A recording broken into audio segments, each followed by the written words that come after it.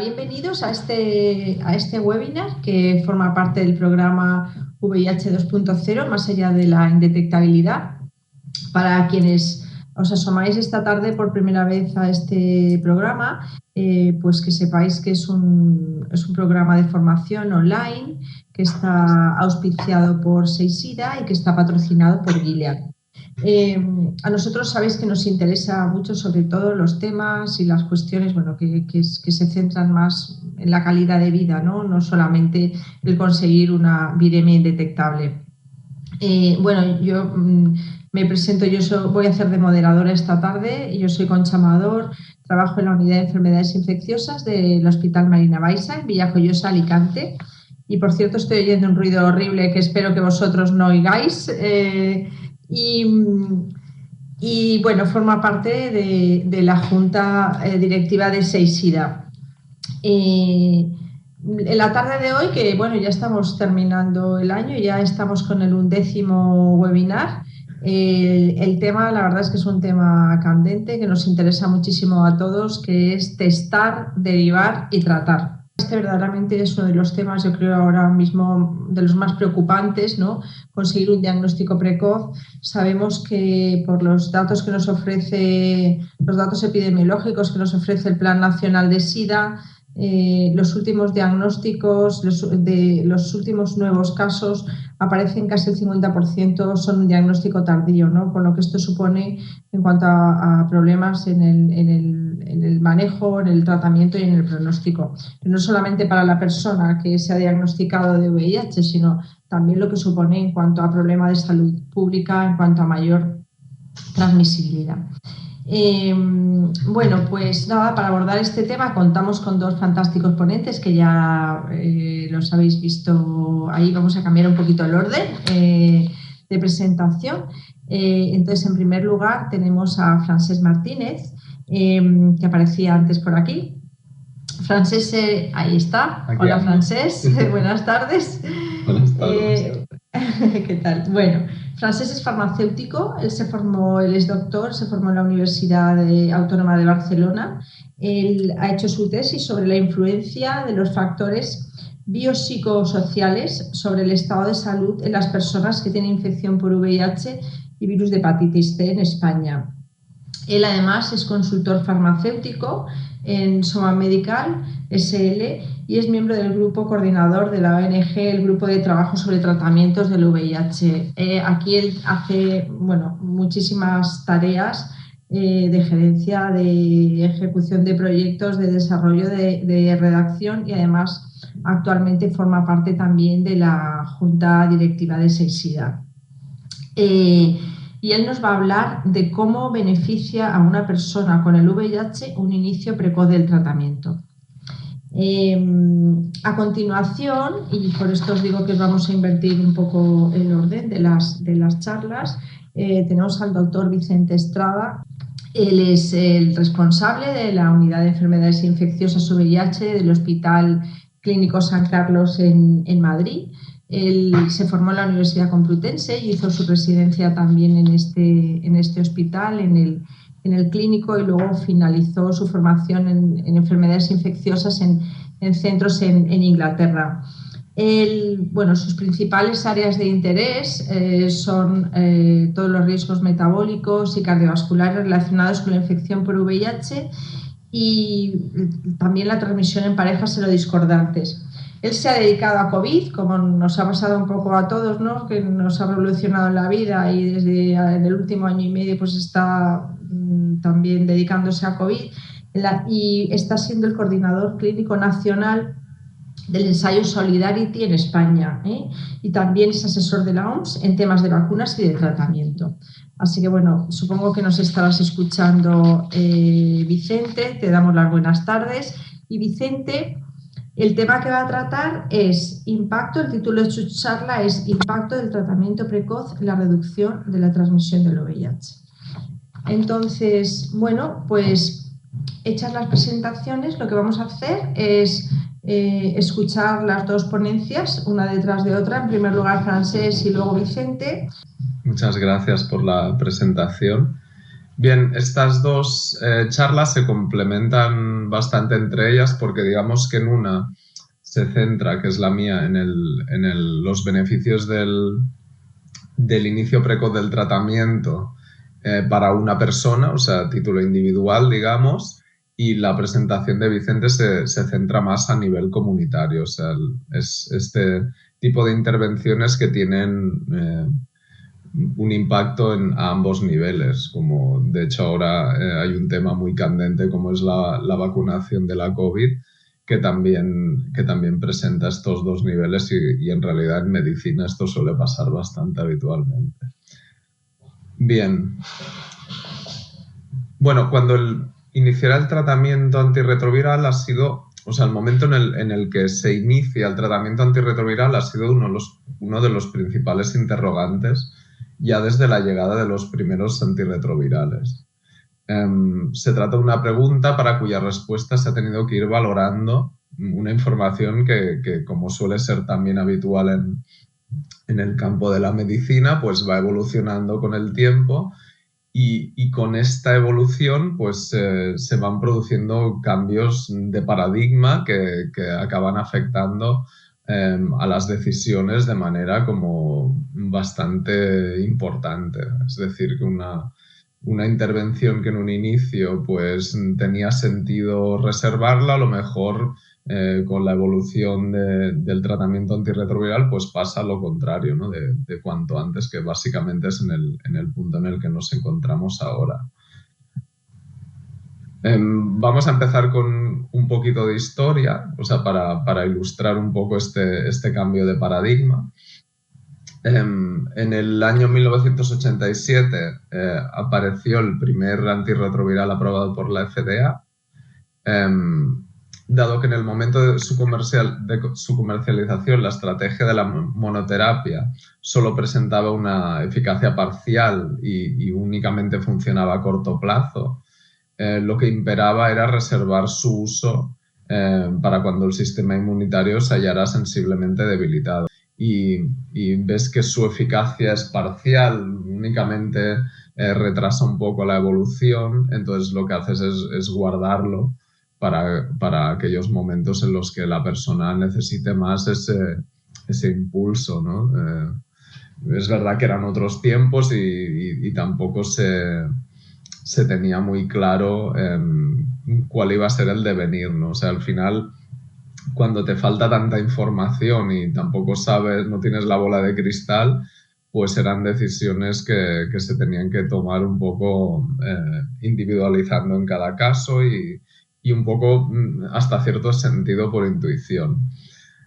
Afortunadamente todo esto cambió, fue cambiando y sobre todo la llegada a mediados de la década de 1990 de la targa, de la terapia antirretroviral de gran actividad, produjo un cambio de paradigma en el manejo de la infección. En el contexto de la cronificación de la infección, cuando llegó la targa, se cambió este paradigma que os comentaba de reservar el fármaco para escenarios posteriores para comenzar a contemplar un inicio precoz del tratamiento.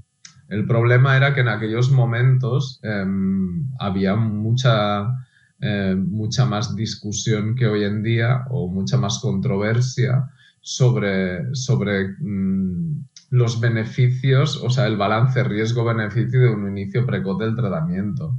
Había elementos sobre la mesa, tales como la elevada toxicidad de los antirretrovirales de primera generación, que hacía que el balance riesgo-beneficio de un inicio precoz no fuera tan claro como lo es actualmente. Especialmente teniendo en cuenta que mantener la adherencia a un tratamiento con efectos secundarios múltiples, muchas tomas diarias y contextos, o sea, mucha variabilidad de contextos individuales, es decir, en algunas personas ya solo plantearte una adherencia de no sé cuántas pastillas al día y aguantar efectos secundarios, me estoy imaginando, ¿no? Sobre todo en el contexto de aquella época, pues en personas usuarias de drogas intravenosas, etcétera, que ya costaba mucho vincularlos al sistema sanitario, pues no tenía mucho sentido un inicio precoz en muchas de estas personas. Es verdad que en otras sí, de hecho, en otros perfiles a lo mejor pues el tener un objetivo también facilitaba pues el afrontar otros problemas. Pero sí que es verdad que básicamente no era una decisión fácil. En la actualidad, y ya hace desde unos cuantos años, el tratamiento antirretroviral presenta tanto unos niveles de eficacia, de tolerabilidad y de sencillez de uso, que ha eliminado la mayoría de las barreras a la adherencia que estaba comentando ahora mismo. O sea, se ha simplificado el tratamiento, todo va en evolución, ¿no? O sea, un granito fue llegar a las terapias de una toma diaria de un comprimido, o sea, eso fue un granito, y ahora estamos ya en el siguiente paso, ¿no? Que ya es la administración no diaria con tratamientos que van a ir llegando. Entonces, sí que es verdad que, como os decía, es un tema muy dinámico y un cambio de paradigma continuo, afortunadamente, en el campo del VIH. En ese sentido, la acumulación de evidencias en apoyo a un inicio precoz del tratamiento pues ha sido muy notable. En este campo, el principal o el estudio que cambió, pues, valga la redundancia, estoy diciendo paradigma muchas veces, pero es verdad que produjo el principal cambio de paradigma en lo relativo al inicio del tratamiento fue el estudio START. Se puso en marcha de manera generalizada en marzo de 2011 por el grupo Insight de la Red Internacional de Iniciativas Estratégicas en ensayos mundiales del VIH, y se puso en marcha en 215 centros hospitalarios de 35 países.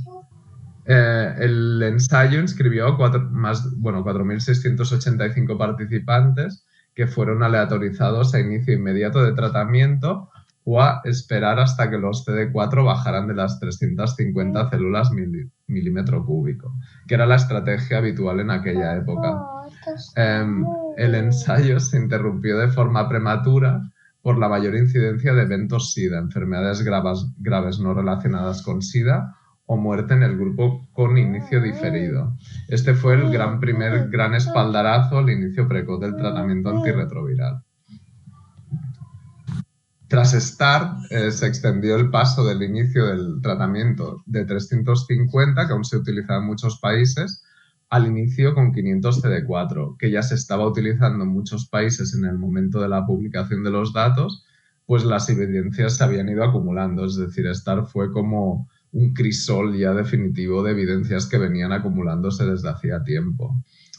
En todo caso, los hallazgos de START, reducción de mortalidad de eventos SIDA y de eventos no SIDA graves, era solo la punta más visible del iceberg y era necesario seguir profundizando en otras ventajas de un inicio precoz del tratamiento más vinculadas al contexto de una patología de evolución crónica.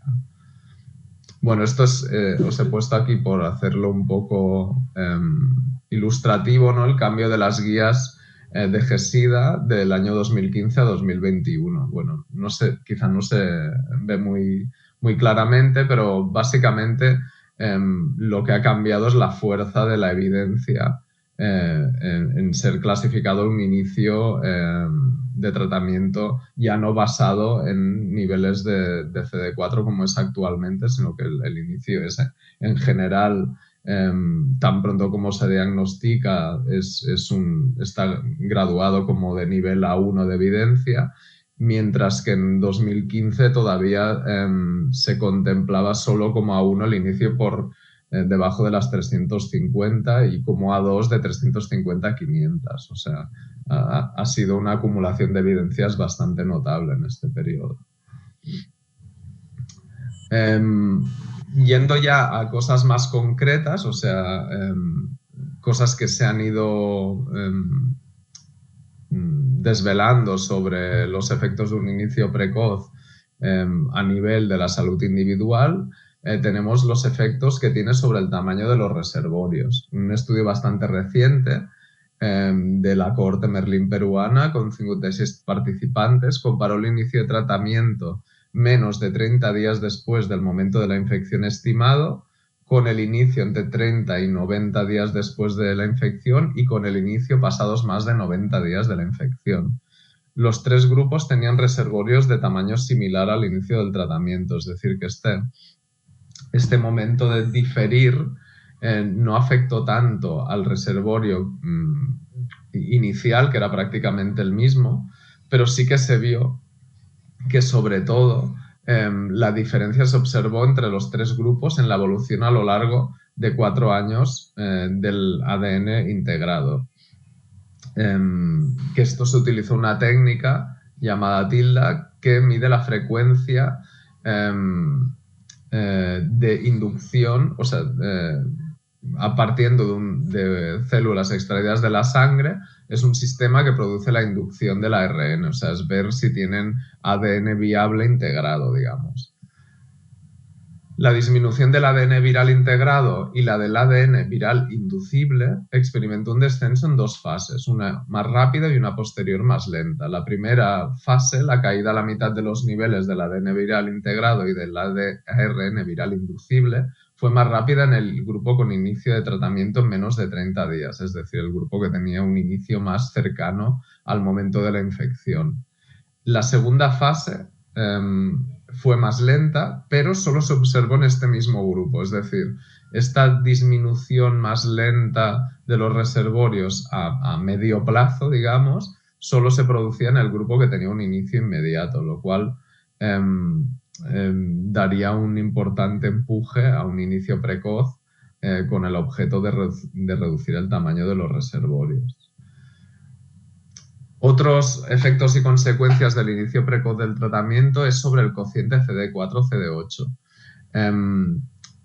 Se ha evidenciado que bajos cocientes de CD4-CD8 y altos niveles de células CD8, que son 2 cosas que pueden ir, o sea, tienen mucha relación entre ellas, se relacionaban con un mayor riesgo de sarcoma de Kaposi y del linfoma no Hodgkin. Un inicio de tratamiento precoz, por definición, supone un mayor recuento de CD4 que un inicio más tardío. Por ello, esto habría que el cociente CD4-CD8 fuera al alza, que es precisamente lo contrario de lo que se observó en este estudio, que es que al ir a la baja surgieron estos problemas. También se ha evidenciado que un inicio del tratamiento durante la infección aguda se relacionaría con una normalización del cociente CD4-CD8 más rápida que si dicho inicio tiene lugar durante la fase de infección crónica. Un estudio aleatorizado llevado a cabo en Lima con 216 participantes con infección aguda, también 30 primeros días, como el que comentaba antes, o reciente, es decir, los 3 primeros meses, comparó las consecuencias clínicas de un inicio inmediato del tratamiento frente a esperar 24 semanas. La incidencia de efectos adversos no relacionados con el TAR fue menor en el brazo inmediato frente al diferido, y dicha diferencia vino mediada especialmente por un menor número de infecciones en los tratados inmediatamente, es decir, de alguna manera se conservaba mejor la función inmunitaria. Las diferencias observadas en la normalización del cociente CD4-CD8 alcanzaron significación estadística al comparar los resultados de quienes iniciaron el tratamiento dentro del primer mes con los que lo iniciaron más de 3 meses después. A nivel cardiovascular, el inicio rápido del tratamiento es un tema con cierta controversia, pues son efectos que pueden tardar más tiempo en percibirse. Y los periodos de seguimiento aún en inicios precoces, por lo que os decía, ¿no?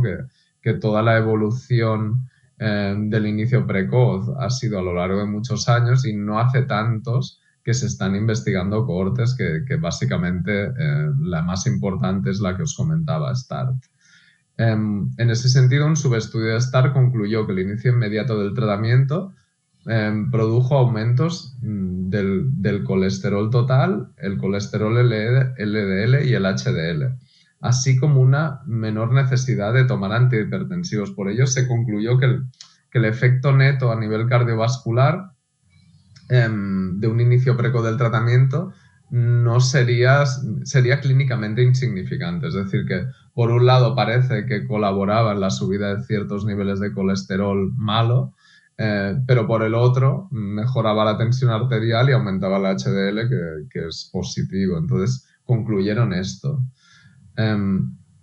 Para poder establecer mejor estos efectos a medio y largo plazo, en el propio estudio START se ha hecho un llamamiento público para recuperar a aquellos participantes que cambiaron de hospital para que se pongan en contacto con el hospital que los reclutó en su día y poder hacer un estudio tanto a nivel cardiovascular como de otros efectos secundarios más a largo plazo y ver este posible impacto favorable del inicio precoz que no se logró ver bien del todo, al menos a nivel cardiovascular.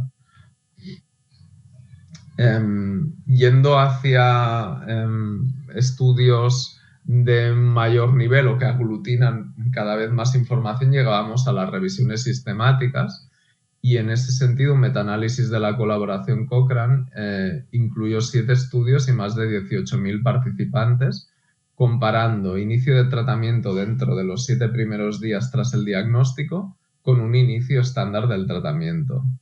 El metaanálisis halló un mayor porcentaje de supresión virológica a los 12 meses en el grupo con inicio rápido.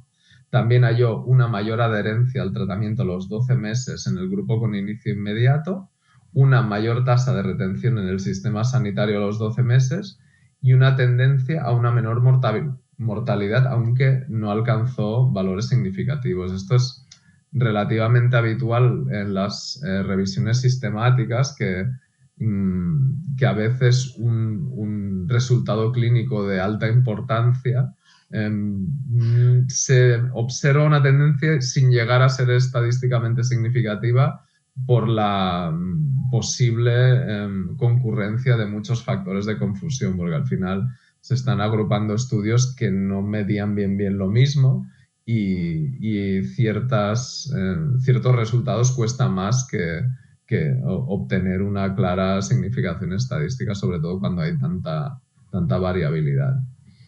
En todo caso, ¿qué conclusiones podemos extraer de todas estas evidencias? Una clara es que el inicio precoz del tratamiento permite un control más rápido de la infección, es evidente. Este inicio precoz permite mantener niveles más altos de CD4 y un mejor equilibrio CD4-CD8, lo que se traduce en una mejor función inmunitaria y en una menor incidencia de determinadas patologías definitorias de SIDA, en este caso las que os comentaban en el sarcoma de Kaposi y el linfoma no-Hodgkin. Probablemente haya otras más que podrían aparecer en futuros estudios. El inicio precoz reduciría el impacto de otras infecciones al mantener en mejor estado la función inmunitaria. A nivel cardiovascular, el efecto sería neutro a corto plazo y a medio y largo plazo deberá ser evaluado en estudios quizá más dirigidos o de mayor tamaño o a través de lo que os comentaba del seguimiento a largo plazo del estudio START. Su efecto sobre la mortalidad también aparentemente sería neutro, aunque sí que se pudo observar en inicio inmediato versus inicio con menos de 350 en START. En otros estudios, como el que os comentaba antes, la revisión sistemática, no ha sido posible llegar a esta conclusión. También favorecería un menor tamaño de los reservorios y una reducción de los mismos más rápida y prolongada en el tiempo. En este sentido, este menor tamaño de los reservorios tendría también una utilidad en la investigación de la cura funcional del VIH, ya que por su menor tamaño de los reservorios, las personas con inicio rápido del tratamiento serían buenas candidatas para participar en estos estudios de investigación de la cura. También se especula, y estamos hablando de una especulación porque evidentemente aún no ha llegado ningún tratamiento de curación efectivo, también se especula que podrían ser las primeras en beneficiarse de dichas estrategias si finalmente algún día ven la luz. En todo caso, en los últimos tiempos se ha hecho hincapié en la necesidad de diseñar adecuadamente estos estudios de investigación en cura para que las interrupciones estructuradas del tratamiento, frecuentes en la investigación en estas estrategias, sean de corta duración y no entrañen riesgos añadidos para los participantes. Y bueno, hasta aquí mi presentación. Muchas gracias. Bueno, quería agradecer a los organizadores por haberme invitado a hablar de este tema. Bueno, yo voy a hablaros del efecto sobre la transmisión del VIH que puede tener el tratamiento inmediato, ¿no? Entonces, si hay algún beneficio del tratamiento inmediato, desde mi punto de vista, es el efecto en la reducción de la transmisión. Yo creo que a largo plazo, comenzar hoy o comenzar dentro de 2 semanas seguramente no tiene una trascendencia clínica esencial, pero sí puede tener un efecto esencial el hecho de comenzar tratamiento hoy de cara a la transmisión de la enfermedad.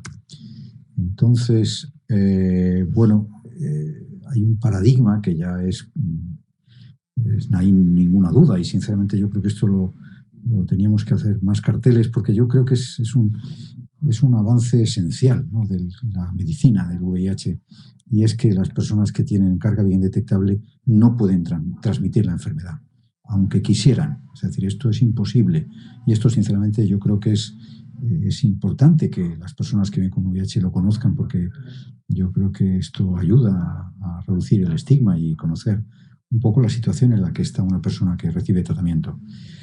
Y esto se sabe porque sabemos desde hace tiempo, hay datos sólidos, que el principal predictor, el factor esencial para determinar la transmisión del VIH es la carga viral de la persona fuente.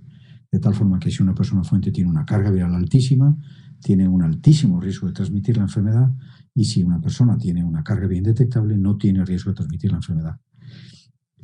Esta información procede del estudio RACAI, que es un estudio que se hizo en África en el año 2000, en parejas serodiscordantes, y en el que se puso de manifiesto que las personas que tenían una carga viral por debajo de 1.500 copias, la transmisión era excepcional, y que el factor más importante era el grado de carga viral, de tal manera que, por ejemplo, tener más de 50.000 copias significaba un incremento de 11 veces el riesgo de transmisión de la infección a su pareja.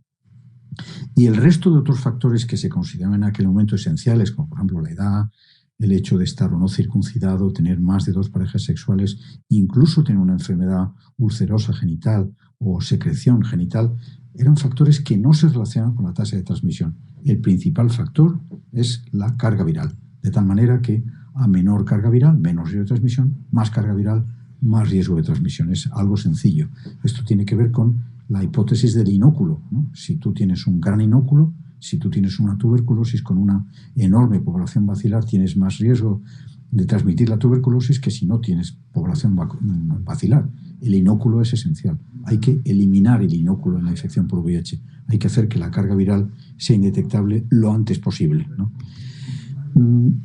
Esto es una diapositiva recordatorio de una investigación. Fijaros que en el año 2005, antes de que el doctor Bernatza publicara el estamento suizo de que las personas con VIH con carga viral indetectable no transmitían la enfermedad, el doctor Jorge Romero, que le conocemos todos y que es un adalid del conocimiento de la transmisión del VIH, se dieron cuenta que la tasa de transmisión entre parejas heterosexuales antes de la época del tratamiento antirretroviral era elevada, era de alrededor del 14%, pero que incluso en formas de tratamiento francamente insuficientes, como era el tratamiento temprano, que era un fármaco o 2 a lo sumo, no había transmisión de la infección, y esto se mantenía con tratamientos más complejos y se relacionaba con la carga viral plasmática. Estos son datos fijaros, del año 2005, que pudieron ratificar un poco más tarde en una publicación que hicieron en el año 2010, donde vieron que la tasa de transmisión de las personas que estaban sin tratamiento era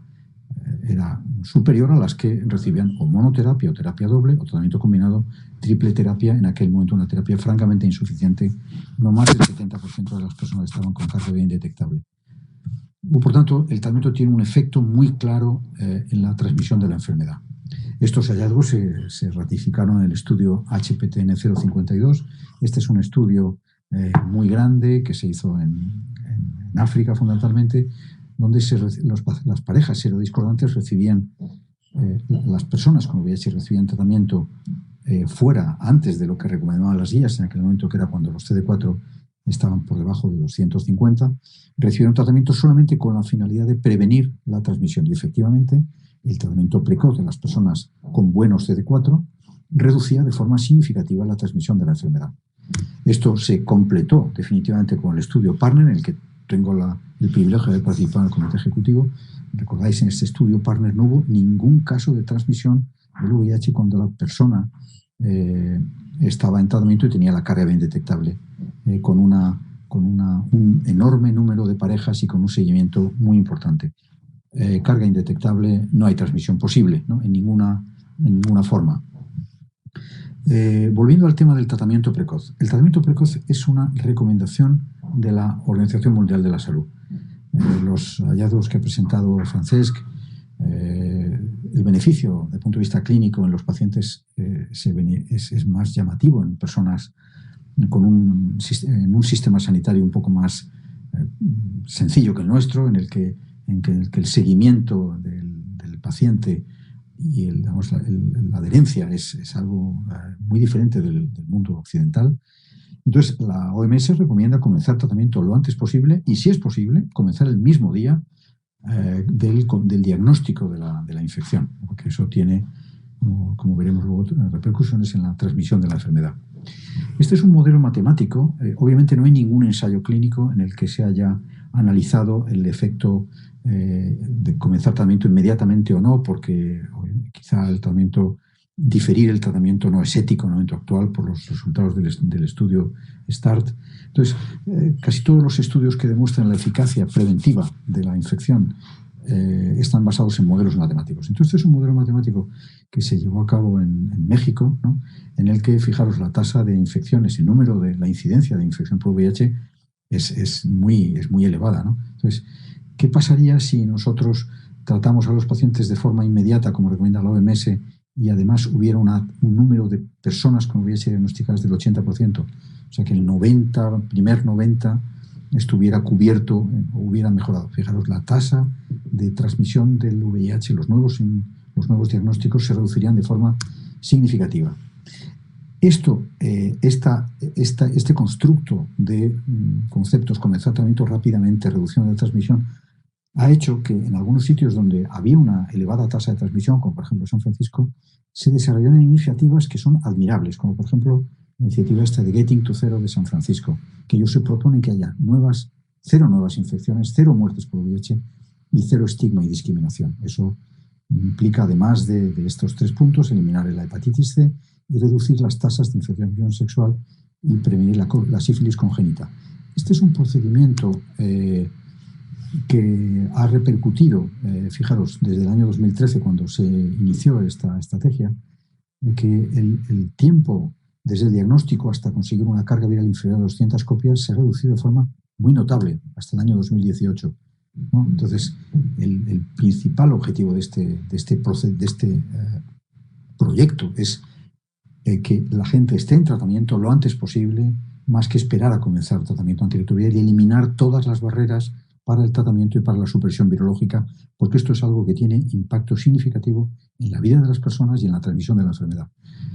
El procedimiento de RAPID es algo relativamente complejo, pero realmente no tanto. Es decir, ellos tienen unas clínicas que están adheridas al proyecto de RAPID, o no, de tal forma que cuando una persona se diagnostica de VIH hay una estrategia que se pone en marcha en la que un trabajador social acompaña al paciente a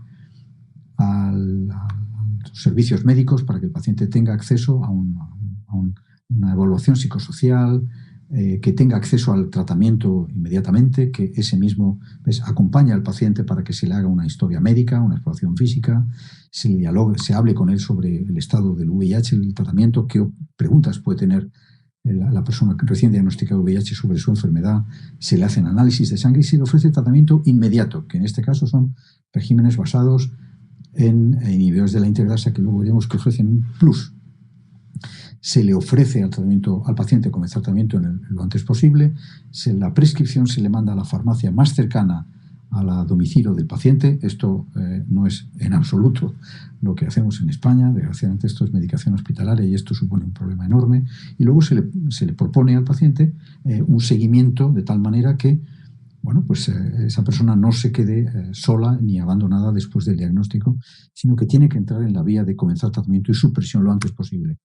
Fijaros, este procedimiento de RAPID ha significado que desde el año 2014 hasta el 2018 haya una reducción desde el diagnóstico hasta la obtención de carga viral indetectable de un 51% en todos los grupos en los que se ha analizado, los distintos sexos, grupos de edad, las distintas etnias, la transmisión de la categoría de la transmisión del VIH o el estado de domicilio que tenga el paciente, si tiene casa o tiene homeless. Sabéis que esto es un problema enorme en algunos sitios, pero fijaros, hasta incluso en los homeless el cambio de este procedimiento rápido ha significado un 71% de obtención de carga viral indetectable que el procedimiento tradicional. Entonces yo me pregunto, antes de preguntarme, este procedimiento rápido ha implicado, veis, esto se ve aquí gráficamente muy bien, que las personas con VIH que comienzan tratamiento sobre la marcha, ¿no? tienen con mucha más rapidez carga viral indetectable que cuando se hace de forma estándar, ¿no? Es decir, tratamiento, pues venga usted dentro de 15 días o algo así, o cuando el tratamiento se hacía basado en la cifra de CD4. Hay una reducción significativa. Los meses hasta la supresión viral se han reducido de forma estadísticamente significativa y esto, naturalmente, tiene que tener un impacto en la transmisión de la enfermedad. ¿El comenzar tratamiento rápidamente puede tener algún efecto negativo sobre el largo plazo del paciente? Es decir, empiezas tratamiento rápidamente, entre comillas, de manera un poco precipitada, ¿no? Sin que el paciente se lo piense, etcétera. Eso pueden abandonar el tratamiento. No es así, ¿no? El paciente que comienza tratamiento rápidamente, o sea, sobre la marcha o de forma temprana o de forma tardía, como se hacía en el pasado, no tiene ningún efecto negativo en el control a largo plazo. La misma proporción de personas tiene la carga indetectable a largo plazo, pero obviamente los que han comenzado tratamiento rápidamente o de manera temprana han tenido menos riesgo de transmitir la enfermedad. Entonces, lo que os decía, yo creo que yo os propongo, ¿no? Que desarrollemos una iniciativa, por ejemplo, en Madrid. Obviamente no sois todos de Madrid los que estáis ahora mismo en este webinar. En Madrid hay una tasa todavía muy elevada de transmisión de la enfermedad. Yo creo que estamos en el momento en el que debemos no esperar a que nos arreglen las cosas, sino tener iniciativa nosotros. Una iniciativa que podría ser, por ejemplo, Madrid triple cero, que consistiría en intentar que no haya nuevas infecciones por VIH. Sabemos cómo se transmite la enfermedad, cómo se previene. Obviamente 0 muertos por VIH y 0 estigma. Esto es difícil probablemente en muchas ocasiones porque esto implica no solamente diagnóstico, tratamiento, sino también educación, ¿no? Pero yo creo que esta es una propuesta que deberíamos promover desde el Ayuntamiento de Madrid, que al fin y al cabo esto es, centrándonos en el caso de Madrid, junto con ONGs, hospitales y centros de salud, con el objetivo de que haya menos casos, que la gente tenga más acceso a la profilaxis preexposición, que sabemos que es un procedimiento que reduce la transmisión de una enfermedad y previene el VIH de forma significativa. De nuevo, facilitar el diagnóstico. Sé que las ONGs estáis trabajando activamente en este tema, pero a veces es difícil. Quizá en un esquema un poco más complejo, en el que haya una iniciativa global de una estructura como es el Ayuntamiento de Madrid, igual sería más fácil. Facilitar el diagnóstico en atención primaria en centros hospitalarios, en hospitales, por ejemplo, en urgencias. En un hospital se ha puesto en marcha una iniciativa que es en personas que tienen la más mínima sospecha de tener VIH, por ejemplo, una condición que podría, no sé, un herpes zóster, a todas esas personas que no salgan sin hacerse un VIH de urgencias. Y en estos 6 últimos meses hemos detectado 10 personas con VIH que a lo mejor hubieran llegado dentro de 2 años igual con un evento C o lo que sea. Facilitar el tratamiento. Yo esto sé que es sensible ahora mismo. Hay muchos problemas para que la gente que viene de Venezuela, de sitios donde no pueden tener acceso fácil a la medicación, puedan tener acceso a la medicación que les damos aquí, ¿no? Es decir, esto es coste-beneficio y es un asunto de salud pública. Eliminar barreras administrativas y obviamente hay que hacer un esfuerzo en la prevención del diagnóstico y en las ITS, porque esto es algo que va de la mano de la PrEP y del no utilizar preservativo, y es algo que también es muy importante, ¿no? Con respecto al comienzo de tratamiento rápido, cambiando de tema y centrándonos en el tema del tratamiento inmediato, es decir, los fármacos que se deben utilizar son fármacos que tengan una barrera genética alta, que tengan un efecto rápido sobre el descenso de la carga viral. Este es un ensayo de un único brazo en el que a los pacientes se les daba tratamiento con Victegravir, TAF-IFCC, en una estrategia de dar tratamiento sobre la marcha cuando el paciente está recién diagnosticado. Entonces, bueno, al cabo de 6 meses, esos pacientes, que eran en total aproximadamente 100 y pico, ya digo, falta una diapositiva, la mayoría estaban indetectables, no había habido ninguna complicación y no había habido ningún efecto adverso grave. Luego, por tanto, comenzó el tratamiento con iones de la integrasa en este escenario tiene un efecto, con toda seguridad, significativo en la reducción de la transmisión. Por tanto, y concluyo, comenzar el tratamiento rápidamente se asocia con una reducción rápida de la carga viral. Este descenso de la carga viral reduce la capacidad de transmisión del VIH, pero desde luego reducir la transmisión del VIH es necesario varias cosas, no solamente tratar inmediatamente, sino tratar a todas las personas con VIH, diagnosticarles precozmente y además tratarles de forma inmediata. Y bueno, muchas gracias. Muchas gracias a los dos. La verdad es que las presentaciones pues, han sido magníficas. Habéis dado mucha información relevante y con mensajes absolutamente claros. Siempre me queda esta idea de que tenemos que extender este conocimiento, insistir en la formación para favorecer este diagnóstico precoz y no cansarnos y hacer más carteles, como decíais, y hacer más campañas y que aunque a veces pensamos nos estamos repitiendo, pero tenemos que insistir e insistir, ¿no? Bueno, pues yo creo que lo dejaría aquí. Quiero daros las gracias por vuestras presentaciones, a quienes os habéis conectado y habéis estado esta tarde aquí, a toda la audiencia. Y por supuesto, bueno, pues a Gilead por hacerlo posible y también al equipo técnico que nos apoya. Pues nada más, nos veremos pronto en el próximo webinar de este programa. Nada más y muchas gracias a todos. Hasta pronto.